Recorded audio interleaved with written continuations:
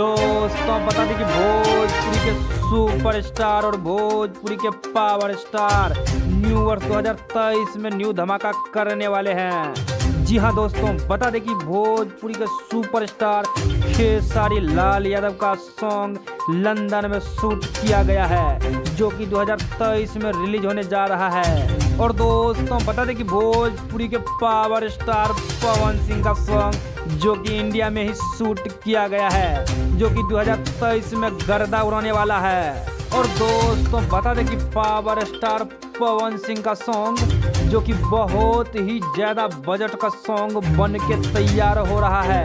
और बता दें दोस्तों कि लाल घाघरा से भी ज़्यादा बजट का सॉन्ग बन के तैयार होने जा रहा है, जो कि खेसारी लाल यादव को 2023 में नहीं चलने देगा।